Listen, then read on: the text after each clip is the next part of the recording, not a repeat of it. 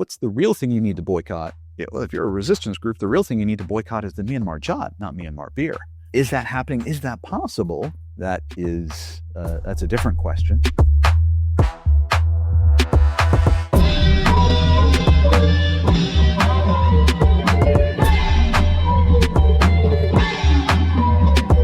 Hello and welcome to What's Happening in Myanmar, a weekly show from the Frontier Myanmar podcast family. I'm your host, Luke Corbin. It's Thursday, May 8, and today, on episode 26, I'm joined by Jared Bissinger, a visiting fellow at the Myanmar Studies Program at ISEAS, the Yusof Ishak Institute in Singapore. He's also research lead at Catalyst Economics. Jared regularly writes and publishes economic reports about Myanmar with ISEAS, and in February he published a report on the economy as a whole. But more recently, he's written on economic governance of non-state authorities in Myanmar. That's what we'll be talking about today. But before we do, some updates on the important situation in Northern Shan State. As covered in this podcast 2 weeks ago and detailed in depth in this weekend's Political Insider newsletter, which was sent to Frontier members, the Myanmar National Democratic Alliance Army, or MNDAA, has retreated from Lashio, which was its most dramatic prize that it gained during the Three Brotherhood Alliance's Operation 1027.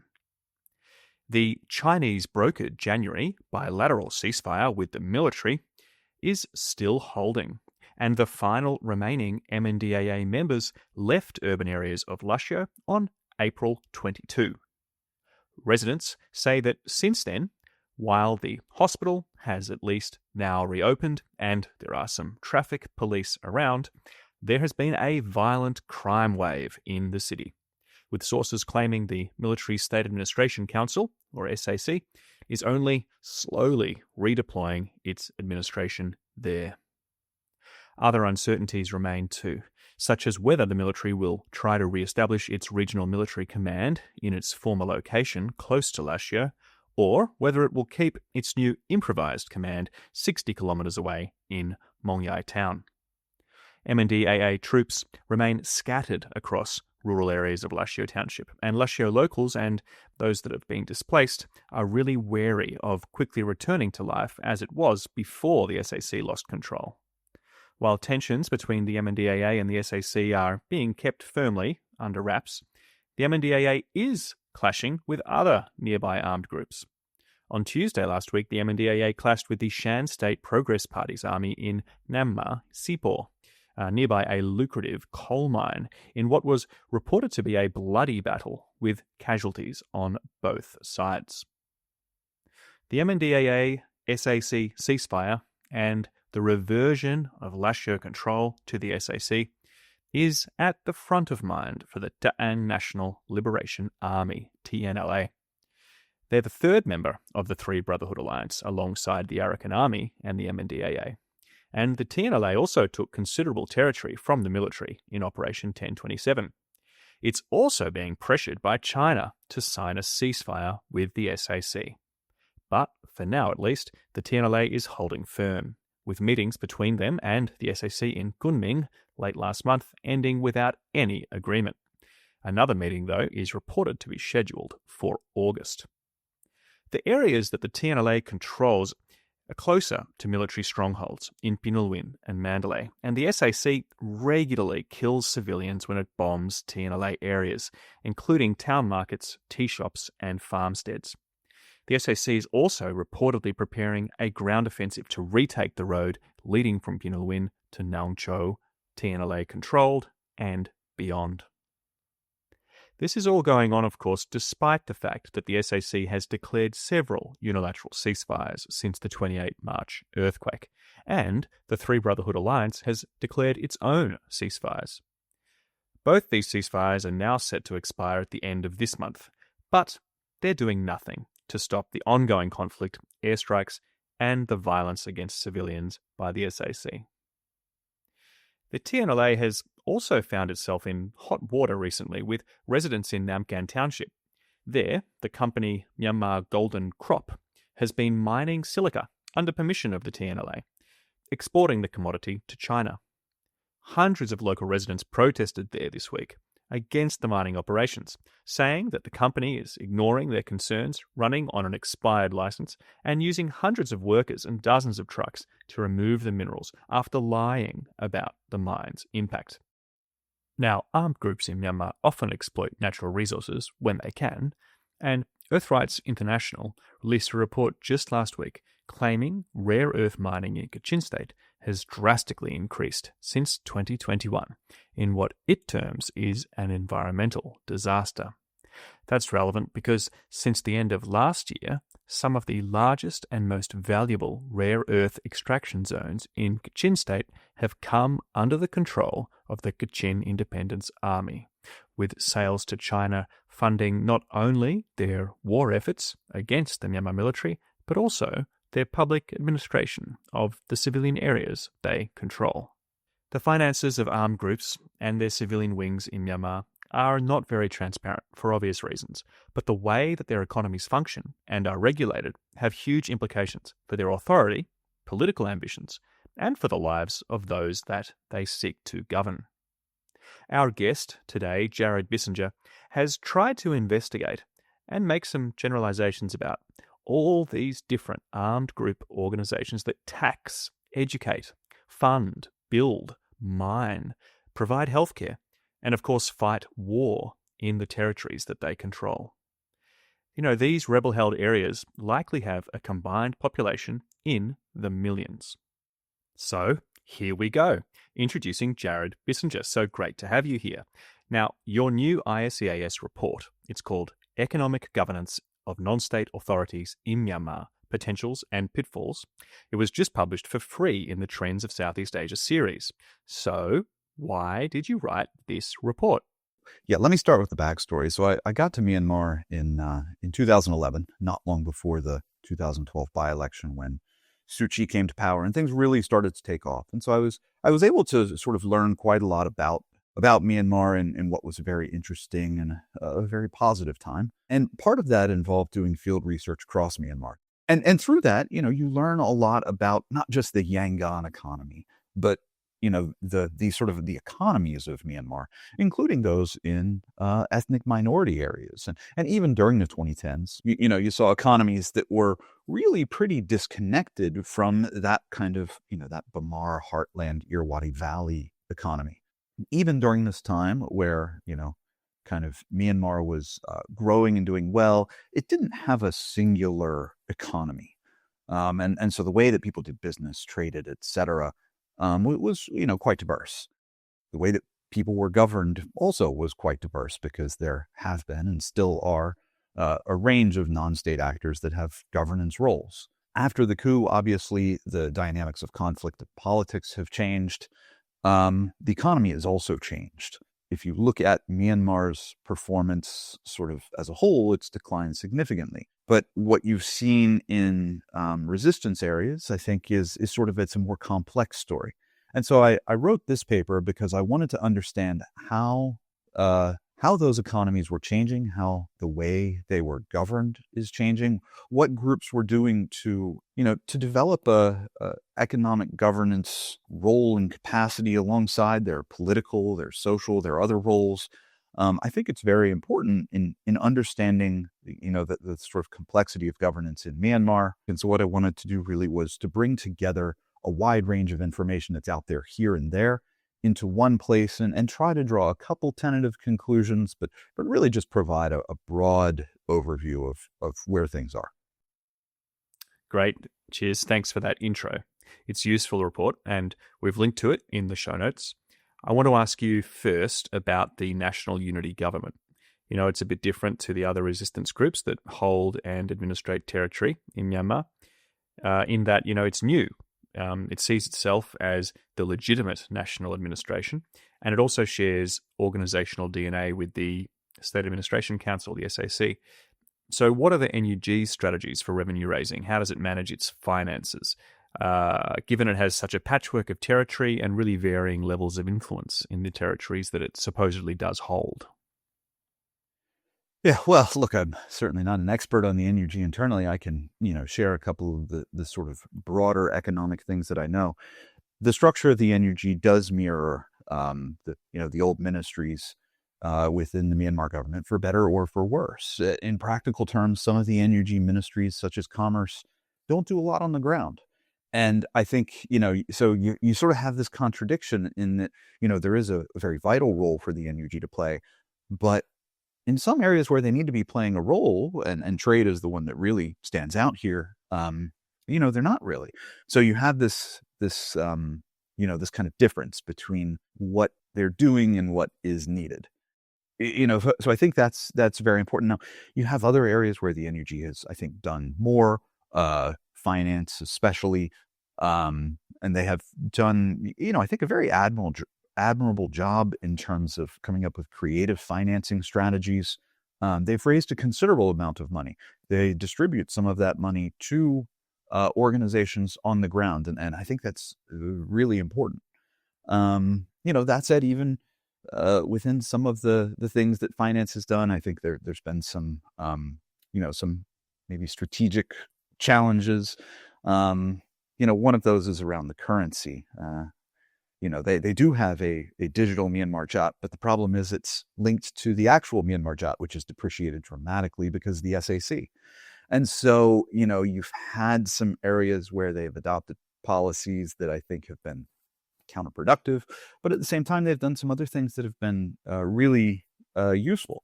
So, I think it's a very complex story with the NUG and what they've done and what that means, just in terms of governance on the ground. And what about the fact that the NUG has inherited personnel and institutional memory from the National League for Democracy as a party, but also from its administration that governed from 2016 to 2020, before the coup. During that administration, there were claims of increasing corruption, for example. I can't say, when looking back at the NLD era, whatever criticisms of corruption were there, one of the areas in which they were very successful, and I think received too little credit, is in their provision of macroeconomic stability. That is essential for the growth of an economy, for the well-being of people. You had relatively low inflation rates. You had relatively stable exchange rates. You had, comparatively to where Myanmar was, pretty strong macroeconomic fundamentals. And so, I can't speak to whether or not corruption was increasing or decreasing, but I can certainly say that the NLD deserves a good amount of credit for the provision of macroeconomic stability, which I think, if you look at all periods in Myanmar's history, was really one of the strongest. Now, the NUG obviously isn't in a position to control some of those levers. They, for example, don't control the supply of currency anymore. But it's sort of difficult to say beyond that. What's the quality of NUG's governance? What's the levels of corruption? It's not something I've looked into. Certainly there could be challenges, especially given the way that the NUG's finance has to work through these informal mechanisms. They've faced challenges, as many groups in Myanmar have faced challenges using formal financial systems.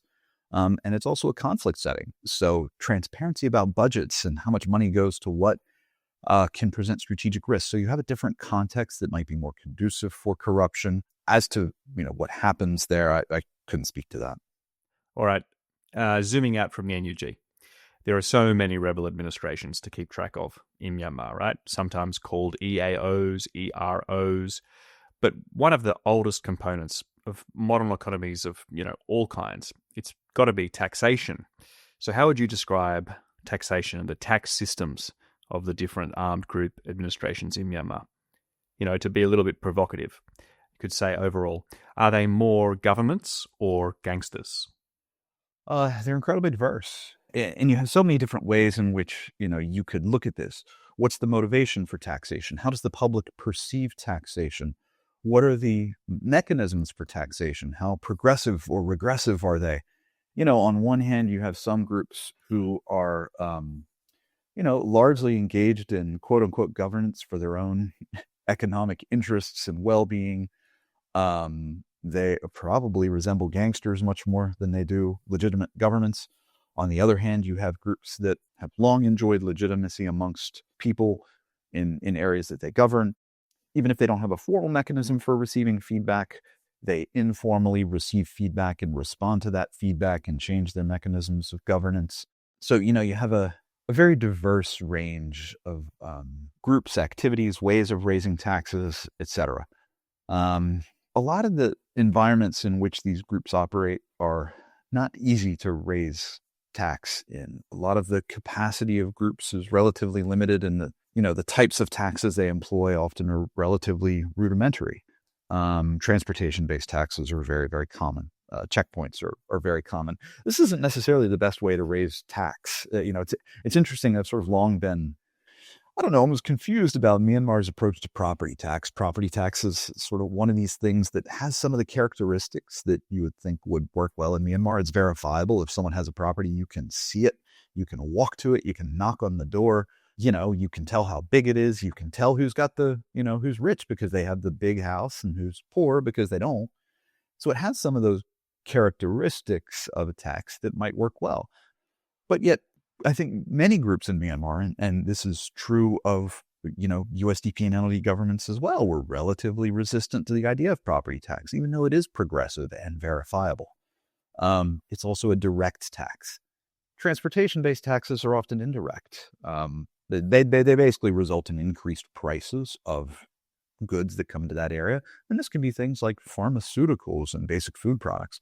And they also can often result in lower prices for people who are exporting things. So you think a farmer who's then sending a good to another location, they often get a lower price because of these transportation-based taxes. So it's not the best, theoretically the best way to do it, but it's indirect, it's implementable.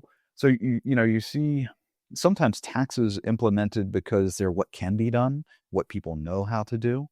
You do see experimentation with taxes now amongst some non-state actors. You see types of informal accountability developing in some groups. So you really see a kind of a wide range of things happening. Some are look very interesting, very good. Some are not so good. But it's really diverse and wide-ranging. Well, even before an armed group has an administration, let's say an army wins a battle and takes territory, and there's some gems there, natural resources. The army tends to exploit those natural resources. So there's huge and increasing environmental devastation in Myanmar. I mean, it began with the British, really. But the SAC regime and many armed groups, they all make money from mining and logging. But I want to ask you about how they do it. Is it always indirect by licensing and taxing private entities? Do they ever receive all the revenue from the natural resources they control? There's a wide range of models, and there's a lot of challenges in terms of collecting, sort of all the revenue. Yes, there's revenue generated when a mineral is extracted, and that's part of the sort of, quote unquote value creation. But then another part of the value creation is actually getting it somewhere, and that can often be pretty expensive. You're going to have to pay quite a bit to do that. The difference in prices of jade from the mine site to a market in China are not insignificant. They're pretty big. So, you sort of have multiple areas in which revenue can be generated. You do have groups that engage in natural resource exploitation directly. You have groups that have joint ventures. You have groups that tax private companies. You have groups that do multiple of these. You have groups where, a person within the group owns a mine or owns a joint venture share in a mine. It's in the name of the individual and not the organization. You have a big diversity of arrangements. This has also come at a time when you have, for at least a number of minerals, which are important in Myanmar, significant growth in prices. Gold prices have increased pretty significantly in the last year. And it's not just gold. It was a few months ago. I haven't looked at the price of antimony more recently, but right after Trump came to power in America and started coming up with a number of interesting trade policies, there were some spikes in some mineral prices, including antimony. And antimony is mined in a few places in Myanmar, and the price went up dramatically. And so, you also have questions of what are the contracts like between a resistance organization and whoever is doing that mining? And do they allow for the adjustment of prices based on changes in market prices of these minerals? When the price of antimony or gold jumped up, did they capture a share of that? Is there even anything formal, or is it just an informal arrangement where they say, oh, look, we know gold is worth more now, so pay up? The importance of mining to the resource revenues, to the revenues of a lot of these groups is, I hate to say it, but even sometimes understated. Mining revenues are the biggest source of revenue for a lot of groups. People talk about other things, illicit activities, et cetera. Those are certainly there, but mining revenues are essential, consistent, and widespread. There's some groups that don't make a lot of money off illicit revenues, very much at all. And, they're often pretty dependent on mining. Okay, now trade. We've seen recently how Chinese economic pressure on the Myanmar National Democratic Alliance Army, by closing border crossings with that army's territory, we've seen how that has crippled the MNDAA's ability to effectively keep control of Lashio, which was its biggest prize of its many victories over the last year and a half. And of course, all of the sort of legacy ethnic armed organizations control land borders with at least one other country. So how important is regulating trade for these armed groups' administrations? And how does it work when the power dynamics, with these groups and the neighboring nation states they're trading with, the power dynamics are so, askew? Yeah. How important is trade? Incredibly important. You see what China's done using economic levers to push political and conflict agendas. And it's, if China's goal was to get the SAC back into Lashio, then clearly they were very successful. It's actually, to me, it's a really interesting contrast. If you look at how China has aligned its economic policies with its political and conflict goals, they seem to all be operating with the same agenda. The West is completely the opposite. The West has political goals, restoring democracy, addressing the humanitarian situation, and then operates an economic approach to Myanmar that largely trades with the SAC and completely undermines their political and humanitarian objectives.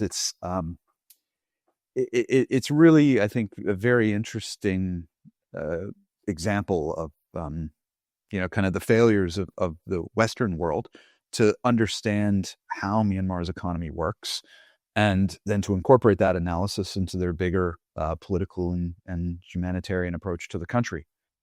In terms of regulating trade, yes, you run into this problem of a state, Thailand, China, Bangladesh, India, that has a lot more power, that's part of a sort of a formal international system of trade. And then, resistance areas, which are, number one, they're a lot smaller. They're not states. They don't have trade regulators, trade systems. They don't have access to the documentation that you would need to be able to access the international system. Now, that said, all these countries have systems of informal crossings, and trade does move through these. On the Thai-Myanmar border, the volume of informal trade is well over $1 billion a year. And most of this is very mundane stuff. And most of the reason this happens is because of SAC trade restrictions. So if you just compare the Myanmar trade data back, this is probably from 2023, if you compare the Myanmar trade data to the Thai trade data, you'll see that one of the most commonly smuggled things is beverages. So this is Coke and Chang beer and these kinds of things. These are not illicit products. These are not things that are going to be, these aren't dual use technologies. They're not going to be used in conflict. It's a can of Coke and a beer. But it's smuggled because Myanmar doesn't allow imports of these products. And so you do see a huge volume of informal trade taking place. And, to date, most neighboring countries have done sort of very little to adapt their approach. I think there's been consideration of it, but I think so far a lot of them have struggled with, okay, how are we going to engage economically with these areas? Because for countries like Thailand, there's actually a lot of reasons to engage. And so, I think you see a pretty undeveloped approach to trade on both sides. one of the things that could be done to address this imbalance is for resistance organizations to work together on trade. And this is something I think I'm sort of disappointed I don't see more collaboration on. That doesn't mean you have to all, do what the NUG tells you. You could have a single system. You don't even have to, really create this. You just have to follow the international system that already exists.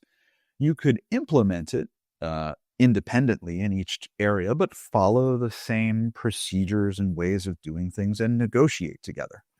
There hasn't been a lot of activity there, at least from what I've seen, which I think is sort of a missed opportunity for Myanmar's resistance groups, and something that I hope that in the future improves, because it could lead to, improved economic outcomes for people in these areas. Yeah, thank you. That is an interesting suggestion to think about. Now, related to international trade, the next question I want to ask you is about international investments. Armed organizations in Myanmar currently control, or at least have access to, they could easily sabotage many sites of foreign investment across the country. But few companies and few foreign countries recognize this control. And the armed groups themselves, they're hesitant to use the leverage that they have over these investments. So how do armed organizations gain the benefits of international investment in Myanmar? How do they solicit new investment and regulate international investments? Two things. Number one, there isn't a lot of investment. It's a difficult area to invest in, to be profitable in any way. It's uncertain. The costs are high. The logistics of moving anything into a lot of these areas is very expensive. The local market is relatively depressed. There are huge questions going back to trade around, can you access a foreign market if you do invest? And all of those things affect the economics of investment. But that said, a lot of what you see, they're not really, I hate to call them investments. They're really all about extraction, whether it's a mine, whether it's timber, even a dam, provides a little bit of, a little bit of employment, but really it's about sending power somewhere else. What are the benefits of these things for EROs? Well, it's just whatever money you get out of it. And they do need money for a wide range of things, but they don't create jobs. They're not really sort of focused on productivity. These are about, exploiting natural resources. And so, I think it's important to think about them a little bit differently than maybe other types of investment. So, yeah, what about, what's the relationship between EROs and other countries? Why are they hesitant? I think it comes back to what you've seen on the China border. These groups are really dependent on those connections, those informal connections with China, with Thailand. And, those are, there's a lot of leverage there. And so, the idea of, sabotaging a pipeline, I think, would present extraordinary risks for groups in Shan State, and the potential ways that China could then, punish these groups. They have a lot of levers they can pull, and so I think that provides Chinese investments with a degree of protection, and I think that plays a role. That probably more so than other things, but there's probably limited incentives and scope to do that, and limited scope to really attract new investment. There has been some, mostly smaller, but there has been some. Then, okay, something not quite a contrast, but sort of in the other direction. There's something else that I want to ask you about: boycotts. Many armed groups boycott goods that are produced by companies with links to the military. And, one would assume that a boycott would incentivize local production and therefore productivity, or it would help grow local economies that are, producing or growing whatever they're not buying. So how are boycotts part of economic governance in rebel areas? Yeah. Look, I think the idea of boycotting military-produced products is, I think it's a good idea. I think it sends a powerful message about the views of society towards the Myanmar military. That said, I think it's actually, in terms of a revenue denial strategy, really a I hate to say it, but almost a distraction. The idea that the Myanmar military funds itself through brewing beer is it's not very accurate. There's been a lot of groups that have proclaimed, spent a lot of time looking at MEC and MEHL. A lot of this analysis was based on an incorrect understanding and application of exchange rates pre-2011. And if you look back historically, the dividends of these companies were not the 18 billion or whatever Amnesty International quoted, but it was closer to 120 million across 20 years. You do have to ask yourself this question of why would you make money to fund a war by selling beer when you can just make money? You have the printing press, you have the financial system, you control all this stuff. Why go through the process of brewing beer? And so I think in a way it's also been a distraction in that, what's the real thing you need to boycott? Well, if you're a resistance group, the real thing you need to boycott is the Myanmar Jat, not Myanmar beer. And so is that happening? Is that possible? That's a different question. But boycotts in terms of revenue denial strategies are not going to be terribly effective. Still, look, it's still a great thing to do. It sends a powerful message, but it does have its limits. Okay, you've brought up the Myanmar Jat national currency and foreign exchange, Forex. The NUG needs the Jat, but some other groups on the border, like the Korean National Union, it does a lot in Thai baht. They might be able to boycott the Jat more than many other newer groups or landlocked groups. But what are the limits to doing that? And relatedly, what about technology, the tools that are used for financial management and transactions? Are we still stuck in the world of checkpoints, hand-scribbled receipts? Or are, apps, software services, and cryptocurrencies changing the way that rebel economies are run? Yeah. So let's talk about the Forex point first. One of the interesting things here is if you look at WA, WA has long used RMB. And I think that's a really interesting precedent for other resistance groups to consider. I think there is among some groups even a directly saying, no, we want a confederal state. We want to be like WA. And one of the differences of WA from anywhere else is their economic independence. They use the RMB, they link in with Chinese financial systems. Economically, they are much more interdependent. Whereas if you look at many of the other groups in Myanmar, yes, they're now politically independent, but still economically quite interdependent with the rest of Myanmar. And so that's sort of a pretty significant contrast. You do see spreading use of foreign currency in a number of places.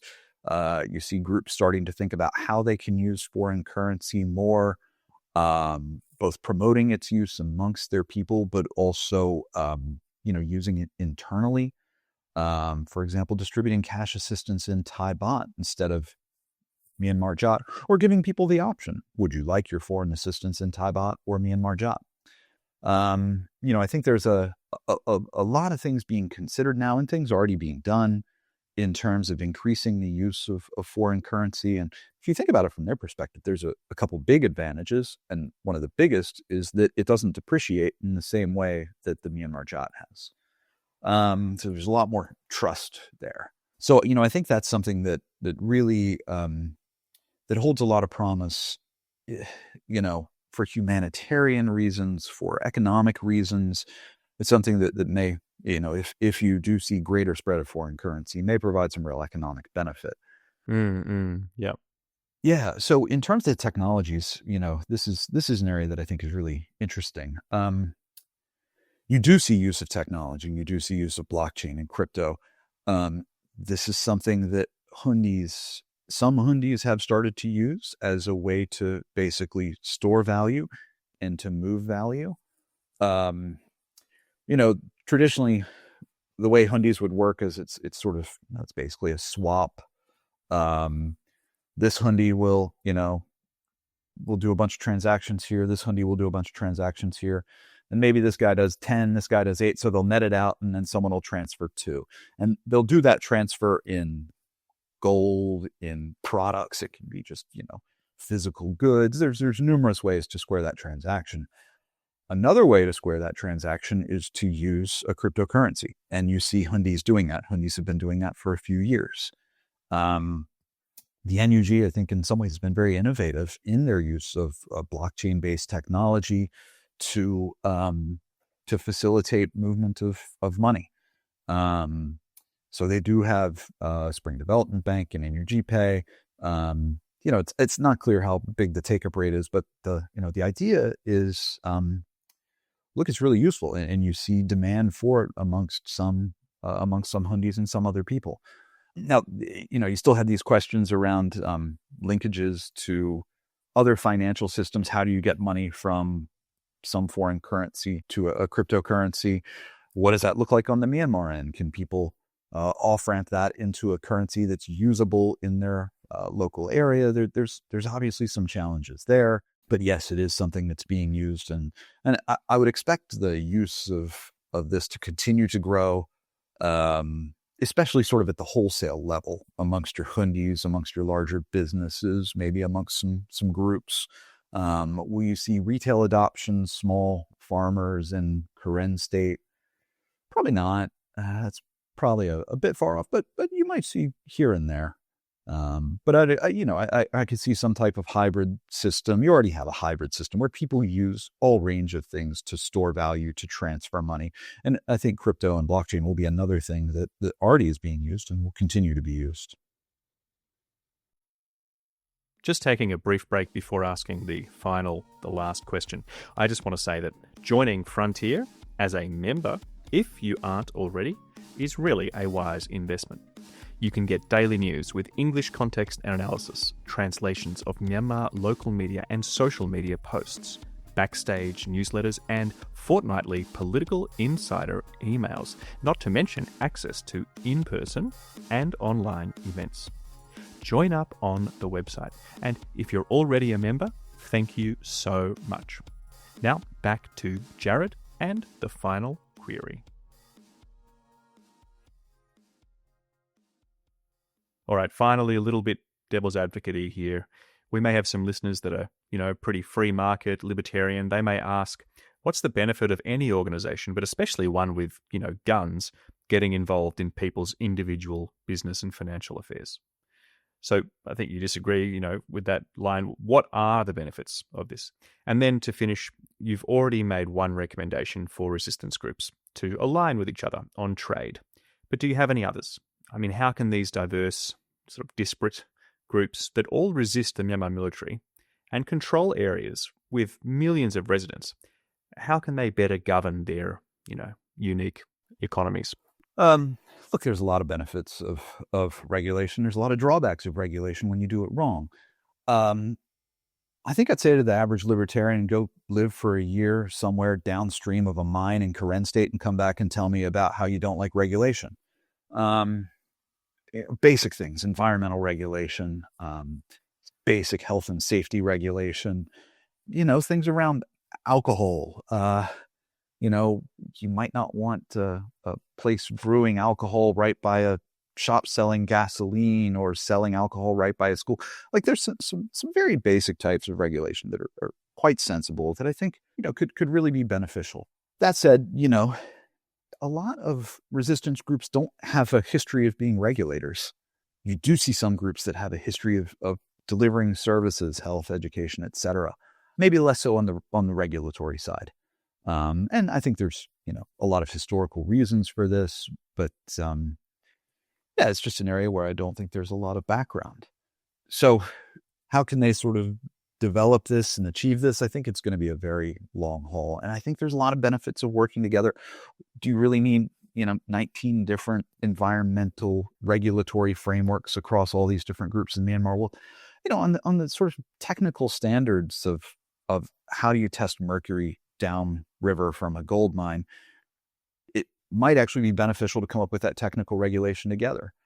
You could see a lot of areas where that would be beneficial, especially when you sort of just get to the nuts and bolts of regulation. Do you need 19 different business registration systems? maybe you can develop the back end together, even if you control it yourself and you run it yourself. There's probably a lot of benefits to doing some of those things together. So, look, I think there's a lot of potential benefits of economic regulation beyond just your health and safety stuff. It is legitimizing. It can help groups to sort of better manage the economy and to have insights on financial flows. So, for example, imagine if resistance groups registered hundies and required hundies to provide them with insights on financial flows. That might give them some advance warning of, there's a lot of people getting money out, or there's a lot of money coming in. Why is this? What might this do to the exchange rate? What are the implications of this? Could sort of help them to prepare for, this might signal that we're going to have some issues with people buying food in a month.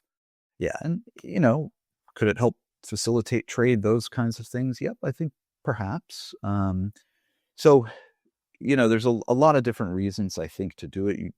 You don't have to come up with things that are world-class, and I don't think anybody expects you to, but the benefits of developing some basic regulation, I think, would be significant for people living in those areas, but also for these groups more generally. And then that could help with their political goals. Absolutely. Imagine if groups on the Thai-Myanmar border could go to the Thai government and say, well, look, we know all of the people who do financial transfers in our areas. We have all their contact information. These are the three biggest, and we have a special level of surveillance on them to make sure they're not doing anything illicit. Now that we have all this, could you trust us a little bit more to maybe facilitate some more trade going across the border? Because we know this money movement is legitimate, and we have visibility on it. Maybe. And that could have a lot of benefits for people living in those areas. So, I think there's a lot of things that the groups could think about doing that might help. All right, Jared, that's a good optimistic note to go out on. So thanks heaps for coming on the show. Of course, we're going to link to your report in the show notes. Oh, great. And hope you have a great day ahead. I do too. Now, this podcast has gone a little bit over time, so we're going to finish it quickly, but a quick plug now for the latest Frontier feature, just published yesterday, on the alleged abuses against civilians by Rohingya armed groups in Rakhine State and Bangladesh. And also, the interview I had with Vicky Bowman early last month on the private security law is also now online in text form. So check those out on the Frontier website. And there's just one more thing. Frontier Myanmar is seeking a new managing editor to help lead the newsroom, to work with our award-winning journalists, and to help oversee the production of in-depth reports and feature stories. So check out the show notes for that. The applications close in a few days on May 11. Okay, thank you so much for keeping up for another week with what's happening in Myanmar. Farewell and take care.